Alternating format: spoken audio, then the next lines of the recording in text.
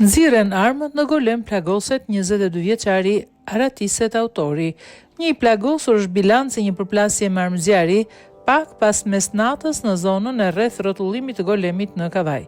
Sipas burimeve nga policia, ngjarja ka ndodhur pas një konflikti të mëparshëm mes dy personave të cilët janë takuar në vendin e ngjarjes dhe pas një debati të ashpër situata ka degeneruar edhe në përdorimin e armëve të zjarrit. I plagosur ka mbetur shtetësi Luis Sheqi, 22 vjeç, i cili është transportuar menjëherë drejt spitalit dhe ndodhet nën kujdesin e mjekëve. Mësohet se gjendja e tij është e stabilizuar, por vijon të monitorohet nga personeli shëndetësor. Policia ka identifikuar autorin e dyshuar të plagosjes si Shpëtim Dedja, i cili është larguar menjëherë nga vendi i ngjarjes dhe aktualisht ndodhet në Arati. Forcat e rendit po vijojnë punën për lokalizimin dhe arrestimin e tij.